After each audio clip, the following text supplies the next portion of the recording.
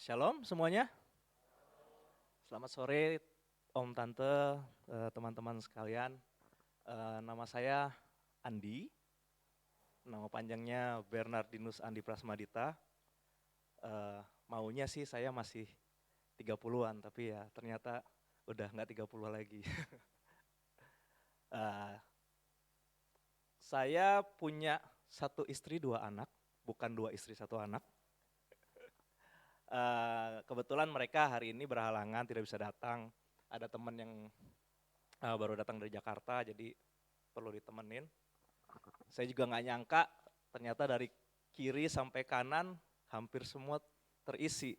Saya ngarepinnya sih hari ini karena liburan sepi, ternyata malah lebih ramai. Jadi ya mari kita nikmatin aja. Saya juga berusaha menikmati di sini. Ini bisa nyala nggak? Oh, oke, ternyata emang belum nyalain. Sedikit kesaksian. Jadi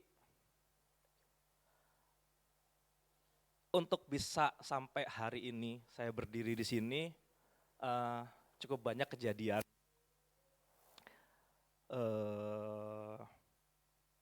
yang membuat hati saya, yang membuat pikiran saya itu kacau balau gitu. Beberapa kali saya tergoda untuk menghubungi Om Yan sebagai ketua tim pewarta, tergoda untuk bilang, Om, boleh nggak jadwalnya diganti gitu, boleh nggak tukeran sama yang lain. Itu benar-benar itu benar-benar kejadian saya tergoda sekali untuk mengatakan itu gitu. Namun Tuhan tetap taruh di hati saya, tetap maju tetap maju gitu. Ya udah, tetap maju gitu. Terus ditambah lagi teman saya datang godaan lagi kan. Dia bilang, yuk kita pergi ke sini gitu, bisa nggak? Oh, saya bilang, saya udah iyain tuh. Terus pas lihat jadwal lagi, ternyata jadwal saya bicara di sini gitu. Saya tergoda lagi, saya pikir dia bilang, udah rubah lagi aja gitu. Rubah lagi, godaan lagi gitu. Again, saya coba merenungkan lagi, terus saya berpikir, enggak deh, saya tetap maju gitu. Kalian kalau mau pergi, pergi aja, nggak apa-apa gitu loh. Saya tetap harus datang menunaikan tugas saya gitu. Menyiapkan ini juga sudah berkali-kali, udah mau duduk di depan komputer, udah dari sejak Januari kali gitu. Depan komputer ada aja gitu yang menghalangi gitu. Nggak kejadian-kejadian. Dan makin kesini kejadiannya itu nggak makin baik gitu. Seminggu sebelum saya di sini atau sekarang hari apa sih? Hari Sabtu ya. Ya. Seminggu lah kurang lebih gitu. Saya belum bisa cerita kejadiannya apa, tapi yang jelas ini kejadian cukup berpengaruh terhadap hidup saya gitu. Istri saya pun belum saya ceritain gitu. Saya baru cerita ke kakak saya gitu. Saya bilang sama Tuhan, waduh ini kok makin gak beres gitu loh. Gimana mau bicara di depan orang-orang banyak gitu. Dengan kayak gini gitu. Mental saya down sekali. Tapi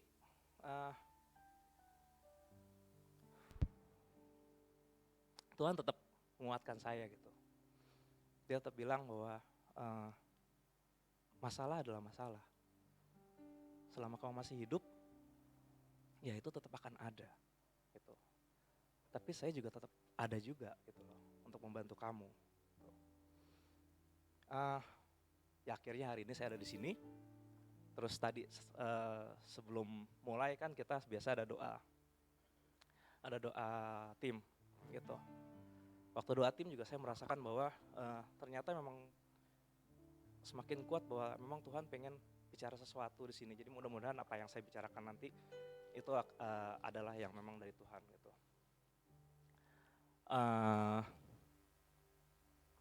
Saya merasa belakangan ini mungkin nggak cuma saya aja gitu. Belakangan ini mungkin sebagian dari kita juga merasakan beban yang semakin lama semakin berat. Terutama kalau lihat keadaan ekonomi sekarang, itu kan yang punya mortgage tentu berasa banget.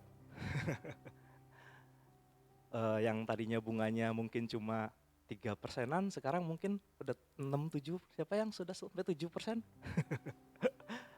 Gitu. Ya, nggak cuma itu aja. Biaya-biaya yang lain pun mulai ikutan gitu naik gitu. Nah, terus semakin related juga dengan hari ini, beberapa waktu lalu, sebulan yang lalu kalau nggak salah, Okto tiba-tiba WhatsApp saya gitu, nanya, bro, lo yang bawain ya bro, gitu. Mau ada lagu nggak gitu. Saya mikir lagu, saya nggak pinter nyanyi, saya nggak pinter WL. Terus saya bilang, bisa kabarnya kapan gitu, ntar aja deh. Kalau bisa sih cepet, waduh nggak bisa gitu kan, pikiran lagi kacau gitu. Saya pikir ya udah deh, kalian siapin lagunya aja, saya siapin pengajarannya, nanti kalau misalnya ada terbersih sesuatu saya akan kasih tahu. Sampai sekarang nggak kejadian kan toh. Tapi ajaibnya adalah lagu-lagu yang dia pilih tanpa kita janjian itu ada hubungannya dengan apa yang dibicarakan hari ini gitu. The Journey, saya pilih judul ini juga, ada yang nanya, itu perjalanan umat Israel dari sini ke situ ya? Gitu. Oh enggak ada hubungannya sama sekali gitu. The Journey ini adalah perjalanan kita masing-masing, perjalanan hidup kita masing-masing gitu. Saya mau mengajak kita semua merefleksikan, mulai dari awal kehadiran kita di dunia ini sampai saat ini, sampai nanti tibalah waktunya gitu.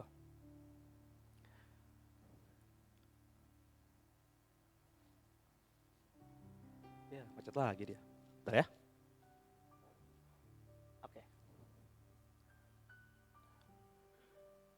Setiap manusia pasti akan mengalami pasti mengalami tiga peristiwa besar ini gitu. Yang pertama adalah kelahiran. Saya mesti berdiri di mana ya biar gampang. Oke. Kelahiran ya. Semuanya kurang lebih mirip beginilah ya waktu lahir gitu. Nongol tanpa daya gitu. Oe oe. Di Alkitab mungkin ada yang tahu yang tidak mengalami hal ini seperti kita? Menurut Alkitab, Adam dan Hawa. Ya dong, siapa yang lahirin Adam? Siapa yang lahirin Hawa? Masa Adam? Ngeri amat. Oke, yang kedua adalah kehidupan. Kehidupan sekarang ini. Ih, gemes. Oke. Yang kita jalani sekarang ini adalah fase kedua itu, kehidupan. Ada yang panjang, ada yang pendek. Ada yang menarik, ada yang nggak menarik, ada yang dari awal sampai sekarang semuanya bahagia-bahagia aja. Nggak sedikit juga yang up and down and shake, ya. Berwarna hidupnya. Yang ketiga, kematian. Kita semua belum pernah mengalami yang ketiga ini, karena kita semua masih ada di sini. Kalau tadi Tante Juyun pergi ke Vietnam bagus, Amerika bagus, Hong Kong bagus. Surga bagus nggak? Hah? Bagus nggak? Belum nyampe. Saya juga belum nyampe, tapi kabar-kabarnya sih bagus ya. Kabar-kabarnya kalau kita masuk surga bersama Tuhan Yesus tuh rasanya akan damai, enak gitu. Siapa yang mau duluan ke Vietnam? Oh nggak mau? Ke Vietnam loh? Oh nggak mau, nggak menarik. Siapa yang mau duluan ke mana ya sekarang ya? Sekarang zamannya. Oh Jepang. Siapa yang mau ke Jepang? Duluan. Oh nggak suka juga ya? Oh ya, tuh ada. Weh. Siapa yang mau ke Korea? Lagi K-pop, lagi drakor. Ini kalau yang suka Netflix pada drakor. Nah, siapa yang mau duluan ke surga?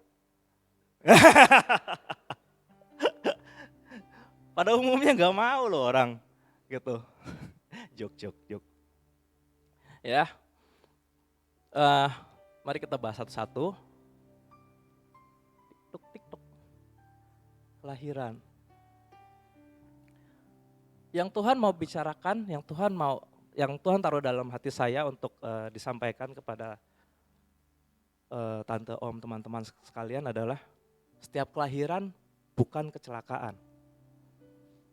Gitu. Yeremia 1 ayat 5 mengatakan, sebelum aku membentuk engkau dalam rahim ibumu, aku telah mengenal engkau. Dan sebelum engkau keluar dari kandungan, aku telah menguduskan engkau. Aku telah menetapkan engkau menjadi nabi bangsa-bangsa. Nah, ini adalah kata-kata Tuhan kepada Nabi Yeremia. Gitu. Nah, saya percaya kata-kata ini juga berlaku buat kita. Gitu. Tuhan itu mengenal setiap kita. Satu persatu dari kita, dari ujung sampai ujung. Dari ujung dunia satu sampai ujung dunia lain. Itu Tuhan kenal. Gitu. Tuhan tahu. Manusia punya sudut pandang yang berbeda. Gitu. Kalau menurut kitab suci, kelahiran itu bukan kecelakaan, tapi biasanya manusia itu punya ide lain gitu. Itulah kenapa aborsi ada. Menurut mereka itu adalah kecelakaan. Ya kan? MBA misalnya, married by accident. No, nggak ada accident. Gitu. Nggak ada accident sebetulnya. Cuma manusia biasanya karena tidak sesuai dengan rencana dia dan dengan segala kemampuan dia mau mencoba mengubah itu gitu. Mungkin dari kita ada yang mengalami dalam hati atau pernah sampai pada fase di mana bilang sama Tuhan gini, Tuhan, kenapa saya harus dilahirkan ya? Gitu. Nggak semua, saya percaya nggak semua, tapi mungkin ada beberapa, 1-2 dari kita yang pernah mengalami ini. Gitu. Tuhan mau bilang enggak, kelahiran kamu itu enggak sia-sia. Gitu. Kamu enggak harus jadi Bill Gates, kamu enggak harus jadi Steve Jobs mendiang, kamu enggak harus menjadi Donald Trump, atau di Indonesia kamu enggak harus jadi Jokowi yang jadi presiden, kamu enggak harus jadi orang hebat yang lainnya. Setiap tokoh, setiap nama yang ada di sini, yang tertulis maupun yang enggak tertulis, banyak kan, di sini ada banyak kejadian, nabi-nabi semua ada di sini. Rakyat jelata juga ada di sini gitu, yang enggak tersebut namanya. Tapi semuanya itu ada dalam rencana Tuhan. Gitu. Jadi jangan sekali-sekali kalau misalnya dalam ruangan ini atau nanti suatu saat ada yang lihat pengajaran ini di YouTube gitu.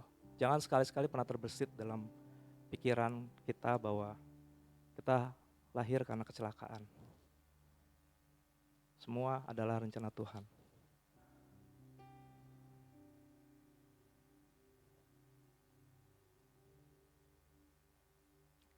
Tuhan punya rencana untuk setiap kelahiran.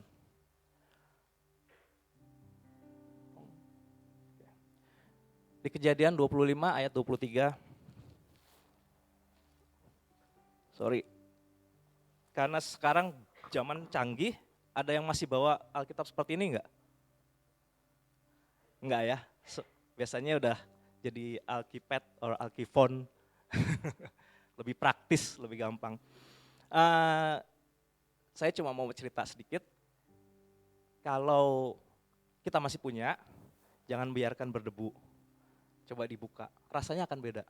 Gitu. Membaca dari sini atau dari komputer itu akan beda. Saya baru mengalami tadi pagi. Oke, kita yang punya kita buka Kejadian 25 ayat 23. Gitu. Firman Tuhan, firman Tuhan kepadanya, 2 bangsa dalam kandunganmu dan 2 suku bangsa akan berpencar dari dalam rahimmu. Suku bangsa yang satu akan lebih kuat dari yang lain dan anak yang tua akan menjadi hamba kepada yang muda. Ada yang tahu ini cerita apa? Ya, ini cerita tentang Ribka yang mengandung anak kembar, yaitu Esau dan Yakub gitu. Kalau yang kebetulan bawa Alkitab bisa lihat di atasnya dan di bawahnya, itu cerita lengkapnya.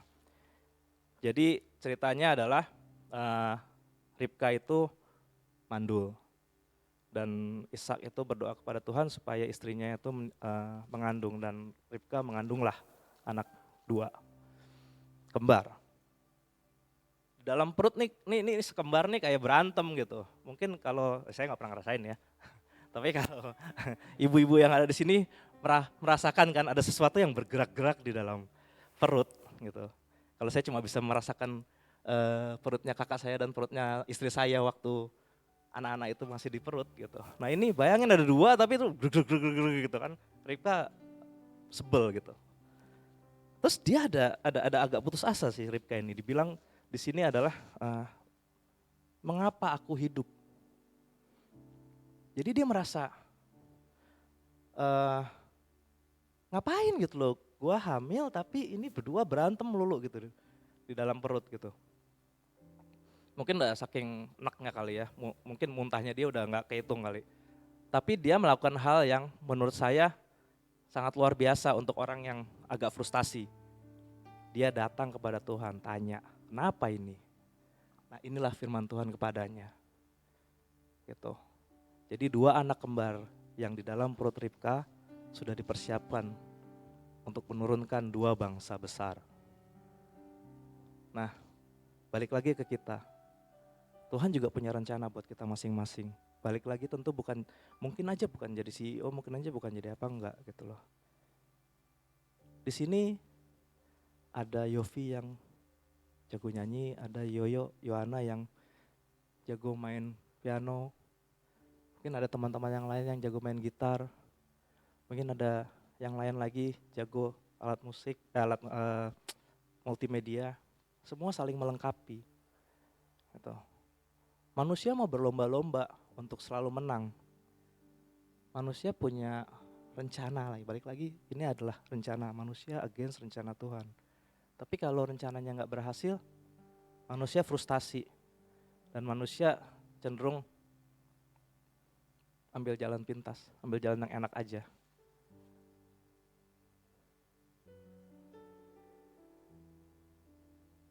Kayaknya bulan lalu lancar nih. Oke. Ya, jadi tentang kelahiran tadi, jangan pernah sekali-sekali ada pikiran bahwa kelahiran kita adalah kecelakaan. Nah, bagian kedua, kehidupan sebagai orang Kristiani. Kenapa saya bilang sebagai orang Kristiani? Itu karena ya yang dibahas adalah dari kitab suci, dari Alkitab, bukan dari al-al yang lain, bukan dari kitab-kitab yang lain. Ya. Nah, yang perlu kita ketahui adalah kita hidup sebagai orang Kristen adalah Tuhan yang memilih kita, bukan kita yang memilih Tuhan. Yohanes 15 ayat 16 itu dikatakan, bukan kamu yang memilih aku, ya, bukan kamu yang memilih aku, melainkan aku, tapi akulah yang memilih kamu, dan aku telah menetapkan kamu supaya kamu pergi dan menghasilkan buah, dan buahmu itu tetap, supaya apa yang kamu minta kepada Bapa dalam namaku diberikannya kepadamu.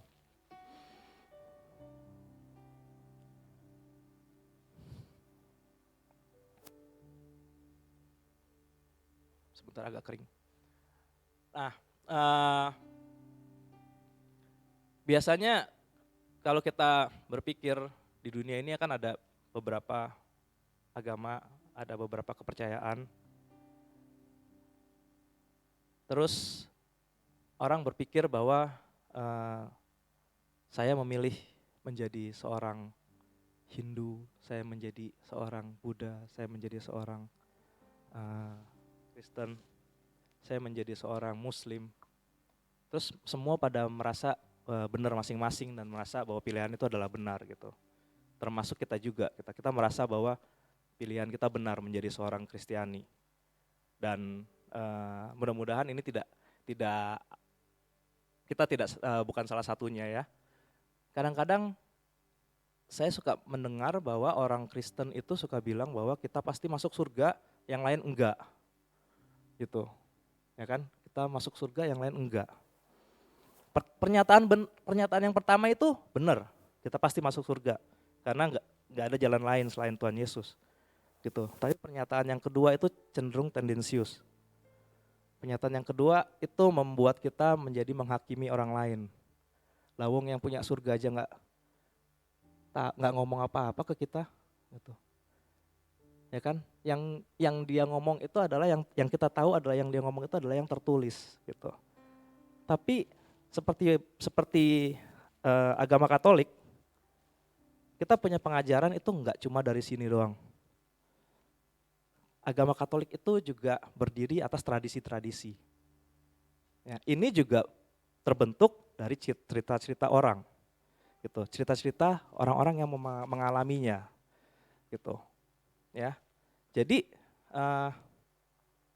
kita nggak bisa mengklaim bahwa orang lain itu nggak bisa masuk surga, nggak tahu. Lebih baik kita bilang nggak tahu, gitu. Ya, nah, di sini di sini ditegaskan bukan aku yang memilih kamu. Kenapa bisa begitu? Banyak buktinya, gitu. Ada yang pernah dengar pernyataan ini nggak? Common sense itu nggak common. Ya, common sense itu nggak common gitu. Jadi apa yang saya pikirkan belum tentu sama logikanya dengan apa yang Okto pikirkan, gitu. Apa yang dipikirkan sama orang Katolik belum tentu sama dengan apa yang dipikirkan orang Muslim. Kenapa dua-duanya kekeh gitu? Orang Katolik itu selalu berpikir bahwa Katolik benar, orang Kristen selalu berpikir bahwa Kristen benar, gitu. Kita sebagai secara umum selalu berpikir bahwa kitalah yang benar, gitu. Tapi mereka juga sama berpikiran gitu. Mereka punya pikiran bahwa apa yang mereka percaya itu benar, gitu. Masing-masing saling serang, masing-masing saling mencari kelemahan masing-masing gitu. Padahal enggak, gitu. Itu semua dibutakan sama Tuhan. Gitu. Kenapa mereka tetap ngotot di sana gitu? Kenapa? Ya karena Tuhan membutakan mereka. Tuhan nggak pilih. Rasul Paulus menjadi Paulus, sebelumnya kan dia Saulus. Dia sangat benci sekali sama orang Kristen. Dibunuh-bunuhin salah satu. Coba bayangin, kalau kita ketemu orang kayak gitu, pasti kita akan bilang kan, nggak mungkin dia bisa ikut Tuhan. Nggak mungkin gitu. Tapi Tuhan pilih dia. Setelah Tuhan pilih dia, bahkan nggak cuma jadi pengikutnya Yesus. Dia ikut nulis di sini. Gitu. Sebagian besar Perjanjian Baru itu ditulis oleh Rasul Paulus. Bisa dibayangin nggak kalau misalnya Habib Rizik tahu-tahu jadi Kristen?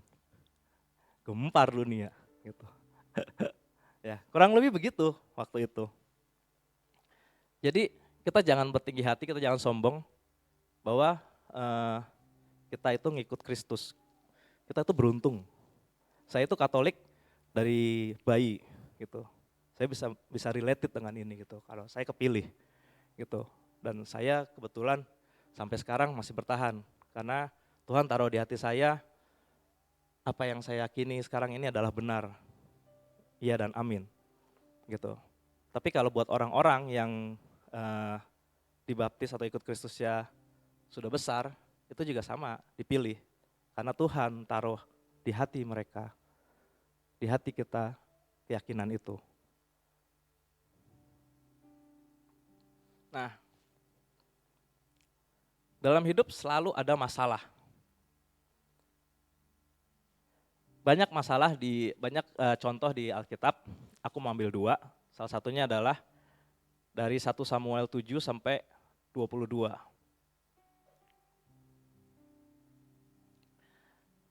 Ini ceritanya tentang Daud. Ya, tentang Daud waktu itu lagi perang, orang Israel perang sama orang Filistin. Ini perang yang terkenal sekali. Nah, mereka kedatangan Goliat. Gitu. Mereka kedatangan Goliat. Terus Goliat itu besar, orang Israel nggak ada yang sebesar dia. Gitu. Maka itu di ayat yang ke-23 dibilang, ketika semua orang Israel melihat itu, larilah mereka daripadanya dengan sangat ketakutan. Jadi cerita singkatnya adalah Goliat nantangin, ada nggak dari umat Israel yang bisa kalahin gue? gitu, yang bisa kalahin saya. Satu aja gitu, jadi kita 1 lawan 1, nggak usah perang rame-rame, 1 lawan 1 yang bisa kalian saya, maka kami akan menjadi hamba bangsa kalian. Kalau sebaliknya yang terjadi adalah kalian akan menjadi hamba kami. Gitu. Kita dalam kehidupan juga sering melihat Goliat-Goliat kita sendiri gitu. Masalah-masalah yang kelihatannya dari mata kita, dari mata manusia itu nggak mungkin ada penyelesaiannya gitu. Di sini orang Israel, Goliat itu tingginya dalam kitab suci dibilang 6 hasta 1 jengkal.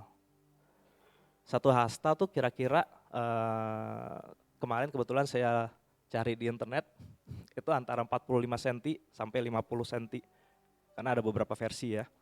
Karena kan hasta itu kan 1 lengan. Lengan orang beda-beda, jadi mungkin dibilangnya 45 sampai 50. Jadi kira-kira tinggi dia adalah 2,8 sampai 3 meteran lah. 2 meter aja udah tinggi. Bisa bayangin orang tingginya 3 meter, sedangkan Daud digambarkan sebagai anak kecil gitu. Jadi itu masalahnya nggak ada. Tetapi ini yang dibilang sama Daud. Banyak orang Israel takut sekali dengan itu, tapi Daud lihat. Daud berkata kepada orang Filistin itu, engkau mendatangi aku dengan pedang dan tombak dan lembing. Tetapi aku mendatangi engkau dengan nama Tuhan semesta alam, Allah barisan Israel yang kau tantang itu. Berapa kali kita menemukan tantangan, berapa kali kita menemukan Goliat dalam hidup kita merasa kecil. Kita minder, ini nggak mungkin deh Tuhan gitu. Tapi kita bisa belajar dari Daud gitu. Dengan segala keterbatasan dia berani hadapi Goliat. Tuhan kasih dia di pikirannya apa-apa aja yang mesti dipersiapkan untuk menghadapi Goliat. Mungkin sekarang Goliat kita adalah sebagian besar warga Australia ini adalah Reserve Bank of Australia. Ya. Apa kita punya kontrol soal itu? Nggak punya. Gitu. Apa kita bisa ngomong sama governornya bilang, "Woi, turunin dong," gitu. Nggak mungkin kan? Gitu. Apa kita bisa bilang sama Telstra, sama Optus, sama AGL, sama yang lain, jangan naikin harganya, turunin gitu. Nggak bisa kan? Gitu. Tapi itulah yang dilihat sama orang-orang Israel juga waktu itu, kecuali Daud. Gitu. Mereka lihat sebuah ketidakmungkinan atas segala masalah itu. Tapi percayalah, Tuhan akan taruh di hati kita, Tuhan akan bantu kita. Gitu. Dengan cara masing-masing, dengan kemampuan masing-masing. Yang kita perlu adalah keyakinan aja gitu, bahwa Tuhan pasti akan bantu. Sedikit flashback ke soal kelahiran tadi. Kalau kita kadang-kadang suka merasa bahwa Tuhan nggak ada, Tuhan nggak hadir, sebetulnya Tuhan sudah menyertai kita dari kelahiran kok. Gitu. Kita tuh salah satu makhluk lemah, salah satu makhluk lemah yang waktu lahir tuh nggak bisa berdiri sendiri. Gitu. Nggak kayak semut keluar dari telurnya langsung bisa lari-lari, nggak kayak kuda yang cuma sempoyongan sedikit-sedikit, terus beberapa menit kemudian dia bisa berdiri. Manusia butuh berapa tahun untuk bisa berdiri? Berapa bulan lah? Rata-rata 9 bulanan untuk bisa berdiri. Berdiri aja masih gini-gini. Ya kan? Makan harus disuapin. Anaknya kuda disuruh ditendang langsung, cari makan sendiri, cari rumput gitu. Nah, jadi kalau waktu kita masih ada sampai sekarang itu, ya itu karena Tuhan juga memelihara kita gitu. Ya. Kita bisa bertahan sampai sekarang, kita masih ada sampai sekarang, itu ya karena Tuhan bantu kita. Gitu. Jadi kalau ini ada masalah lagi, kita pasti akan lewati. Gitu. Sebagian besar di sini juga pernah melewati kan masa-masa kelam waktu di Indonesia 98. Mana ada masa depan di situ kelihatannya. Nyatanya kita ada tuh sampai sekarang di sini. Masalah yang kedua itu masalahnya Musa, masalah kita juga pada umumnya. Lalu Musa berkata kepada Tuhan, Tuhan, aku ini tidak pandai bicara, dahulu pun tidak. Dan sejak engkau berfirman kepada hambamu ini pun tidak. Sebab aku berat mulut dan berat lidah. Waktu Tuhan datang ke Musa untuk bilang, pimpinlah bangsa Israel keluar dari Mesir, Musa tuh ngeles terus gitu. Sebelum ini tuh ceritanya dia minta tanda kan, Tuhan suruh lempar tongkat, tongkatnya jadi ular, terus ularnya diambil lagi sama dia jadi tongkat lagi. Itu kan kalau kita aja udah cukup gitu loh. Ya kan udah tahu gitu bahwa Tuhan tuh pasti menyertai kita, tapi ini si Musa ini mesti ngeles saya terus gitu. Nah, berapa banyak dari kita yang mengalami hal yang kayak Musa juga gitu. Tuhan udah taruh di hati kita, bisa Andi, bisa gitu. Tapi aduh Tuhan, saya nggak bisa gini, saya nggak bisa gitu, ngeles aja gitu. Kita tuh nggak selalu, kita tuh kebanyakan tuh konsentrasi sama kelemahan kita. Kalau ada yang mungkin saya nggak tahu udah pernah cerita di sini atau enggak gitu. Saya itu punya anxiety problem gitu. Saya sadarnya itu belum lama. Jadi saya pindah ke Australia, saya harus bekerja. Waktu itu saya bekerja di TradeLink gitu, sudah diterima tapi harus ke dokter buat cek dokter kan, karena di TradeLink itu saya harus angkat-angkat barang segala macam, jadi mereka nggak mau terima orang yang kurang sehat. Nah, sampailah kepada dokter, diperiksalah, saya punya denyut nadi. Selalu terlalu cepat. Selalu lebih cepat daripada orang normal. Sampai dokternya bilang, are you nervous? Iya sih kalau ketemu dokter gitu. Tapi udahlah. Terus dia bilang, lu pernah dia diagnosa punya anxiety problem nggak? Ya saya kan nggak tahu, saya bilang nggak punya gitu. Tapi kok deg-degan terus gitu. Coba, tenang. Tunggu 1 menit, 2 menit, 3 menit, nggak turun-turun juga gitu. Jadinya dipospon, dia bilang saya nggak bisa kasih kamu pas, gitu. Kamu harus pergi dulu ke dokter yang lain, gitu. Akhirnya saya ke dokter umum, dia juga sama, dia bilang, lu punya ini ya white coat syndrome, kalau ketemu dokter deg-degan gitu. Ya nggak tahu ya gitu, tapi ya kelihatannya deg-degan gitu. Singkat cerita, akhirnya solusinya adalah dia suruh saya ke lab itu akan naruh monitor jantung saya bawa alat-alat udah kayak orang sakit lah pokoknya. Saya tidur dengan alat itu gitu, besokannya baru dibaca. Jadi baru kelihatan di situ bahwa sebetulnya saya nggak punya masalah apa-apa gitu dengan jantung saya gitu. Jadi memang masalahnya adalah anxiety itu. Nah, untuk orang yang punya anxiety problem, yang belum tahu masalahnya aja tiba-tiba deg-degan, untuk berdiri di sini ngomong kayak gini, itu aduh, itu berat banget, susah banget gitu.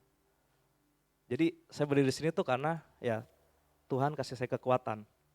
Tuh, nah, yang terjadi sama Musa juga demikian. Gitu. Dia udah nggak pede, tapi Tuhan memperlengkapi dia. Dia bilang kasih keyakinan, dia bilang Tuhan, dia bilang saya itu orang yang bisa buat orang buta melihat. Saya bisa membuat orang melihat atau buta gitu. Jadi saya akan menyertai engkau, dan apa yang terjadi? Musa yang nggak pede memimpin umat sebesar itu kan. Nah, balik lagi, hidup itu berat. Kalau kita pernah sampai pada titik di mana Tuhan, hidup tuh sangat berat banget gitu. Ingat, Tuhan Yesus pun yang sedemikian perkasanya pernah mengalami ini. Dia pernah bilang ke para muridnya, dia bilang, hatiku sangat sedih, seperti mau mati rasanya. Dia bilang sama muridnya, tinggallah di sini, berjaga-jagalah, terus dia retreat, menarik diri untuk berdoa. Ini peristiwa Taman Getsemani, sebelum dia menghadapi penyalipannya. Gitu. Tuhan Yesus yang tahu apa yang akan terjadi, yang tahu kemampuan dia seberapa, yang tahu dia punya kuasa atas kehidupan, itu aja mengalami ini. Dan kitab suci tidak mencatat cuma sekali. Di Markus juga mencatat persis sama kata-katanya. Hatiku sangat sedih, seperti mau mati rasanya. Lihat,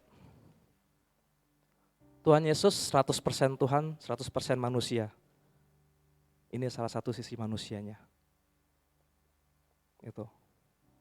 Jadi kalau dia saja pernah mengalami sampai stres kayak gitu, sampai keringatnya keluar keringat darah. Jadi kalau kita cuma ngalamin sampai, aduh, seperti ini, duduk sendirian menangis. Tuhan Yesus juga pernah ngalamin. Dan ini, koneksi dengan okto yang tidak saya buat. Tuh, ayatnya sama kan? Janji Tuhan Yesus kepada kita. Datanglah kepadaku kalian semua yang letih lesu dan berbeban berat, aku akan memberi kelegaan kepadamu. See? Lihat koneksinya. Kita gak janjian loh. Gitu ya. Ini juga buat pengingat kepada saya gitu bahwa memang Tuhan mau bicara sesuatu hari ini. Awalnya juga saya merencanakan banyak hal untuk dibicarakan. Tapi pada akhirnya saya bilang sama Tuhan, Tuhan berbicaralah. Udah saya buang rencana itu. Berbicaralah, kalau engkau mau bicara A, ya bicara A. Taruhlah di hati saya. Bicara B, bicara B. Saya siapin aja presentasinya. Nah, kita semua tahu Tuhan menyertai kita gitu. Tapi tantangannya adalah gimana menemukan Tuhan dalam hidup kita. Tuhan gak kelihatan.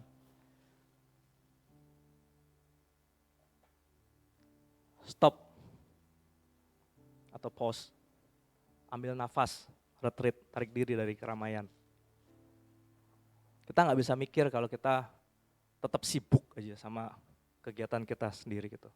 Kerjaan, wah kerjaan gak habis-habis, ya emang kerjanya gak habis-habis gitu loh. Kalau kerjanya habis ya lu gak dibutuhin lagi gitu ya. Stop, tarik diri, berdoa dalam hening. Karena Tuhan Yesus mengajarkan kita berdoa, masuk ke dalam ruangan sendiri, dalam hening, maka dia akan lihat kita. Face to face sama kita dalam hati. Nggak usah jauh-jauh.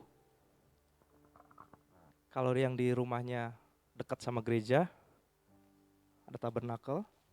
Di beberapa gereja menyediakan monstran untuk penghormatan kepada sakramen Maha Kudus. Iman Katolik kita meyakini bahwa Tuhan hadir di situ. Datang, duduk, diem. Diem aja di situ. Diem aja. Kalau misalnya udah bingung gitu, udah sampai titik di mana nggak ngerti mau apa-apa lagi, udah duduk diem aja situ. Coba dengar. Tuhan nanti akan bicara. Bersyukurlah senantiasa. Gitu. Nah, ini kebiasaan kita gitu. Kita udah ada di sini aja, di Australia aja, ini ada sesuatu yang kita harus syukuri gitu. Ngapain kita mikirin gaji gue kecil? Ya kan, ngapain kita mikir kok cuma bisa makan Indomie misalnya hari ini?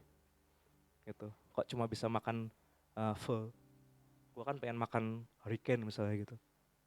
Ngapain dipikirin kayak gitu? Ya kan? Manusia tuh sering kali konsen sama apa yang mereka nggak punya. Ketika kita bersyukur, kita akan tahu bahwa Tuhan selalu beserta kita. Berkomunikasilah sama Tuhan setiap saat. Doa itu nggak cuma kita duduk diam, bikin tanda salib, doa gini. Enggak. Ya, doa itu adalah bentuk komunikasi kita sama Tuhan. Sambil nyetir pun kita bisa bilang, Tuhan lindungi saya. Gitu. Tuhan, selalu ingat Tuhan dalam kejadian. Kenapa? Ini saya alamin sendiri. Kalau nyetir, itu ternyata Australia tidak seindah waktu saya jadi turis di sini. Gitu. Waktu saya jadi turis di sini, wow, tertib sekali ya. Iya, dibanding Jakarta ya beda jauh gitu. Tetapi ketika jadi warga sini, alah, gitu. Ya udah ngikutin speed limit masih diklaksonin dari belakang. Ya kan, nungguin orang dari kanan di roundabout, diklaksonin juga gitu. Ya kan? Nah disitulah kita butuh komunikasi kita sama Tuhan gitu. Untuk menjaga apa? Untuk menjaga supaya kita nggak terpancing emosinya gitu. Belakangan ini berita-berita di sini tuh makin aneh aja gitu. Road rage yang cuma segitu doang aja bisa bikin orang ditembak. Gitu. Ingat di sini kita banyak culture. Kita orang Indo pada umumnya lebih halus. Tapi juga banyak orang yang sumbunya cuma segini nih. Dan gak mikir panjang gitu. Tembak dulu baru mikir nanti. Gitu. Ya. Yang bagian terakhir kematian. Saya nggak bisa bicara banyak karena saya belum mengalami juga. Yang saya bisa bagikan adalah ini. Peristiwa Yesus sebelum meninggal di kayu salib. Tentu kita semua udah tahu Yesus di kanan kirinya ada penjahat. Pada akhirnya kita akan sampai di mana kita hampir habis di dunia ini. Kita pasti berbuat dosa, itu udah pasti. Gitu. Kita punya kesalahan, itu udah pasti. Tapi apakah kita mau jadi orang yang mencela-cela Yesus sampai saat akhirnya kita?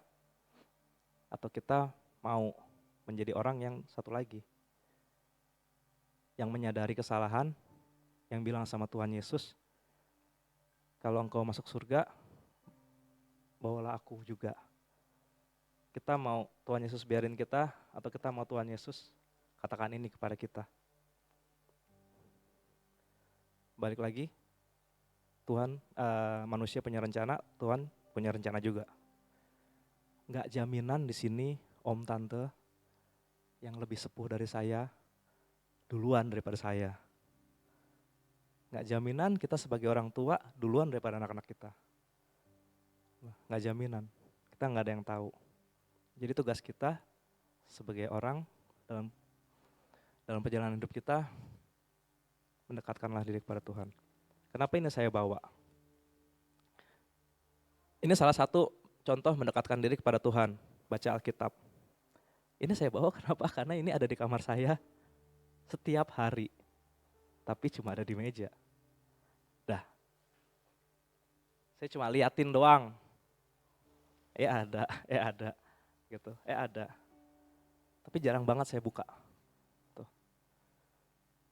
Jadi hari ini mungkin Tuhan tegur saya, mungkin juga Tuhan menegur beberapa di antara kita untuk menyadari bahwa sebetulnya Tuhan cuma di situ doang gitu. Tuhan cuma sejauh doa. Kita punya masalah, kita konsentrasi sama masalahnya, tapi Tuhan udah bilang, sini gitu. Sama kayak anak kecil yang merajuk gitu. Anak kecil kan kalau lagi, kayak anak saya tuh kalau lagi kalah main game, atau kalah, atau dia bikin salah lah gitu. Misalnya ada PR matematik gitu. Dia salah ngitung gitu, dia ngambek segala macam, dia gak dengerin gitu. Dia sibuk dengan kesalahannya dia sendiri gitu. Kita sibuk dengan kesalahan kita sendiri. Aku sebagai orang tua udah bilang, hey, relax. Semua bikin kesalahan gitu. Itu wajar, kita belajar. You just have to keep trying aja gitu. Nah Tuhan sering bilang kayak gitu sama kita, tapi kita sibuk gitu. Kita sibuk sama masalah kita sendiri-sendiri gitu. Jadi untuk yang ketiga ini mudah-mudahan kita semua someday ketemu di kerajaan Allah bareng-bareng, tidak seperti yang satu lagi. Sekian saja dari saya, mudah-mudahan memberkati. Thank you. Doa ya.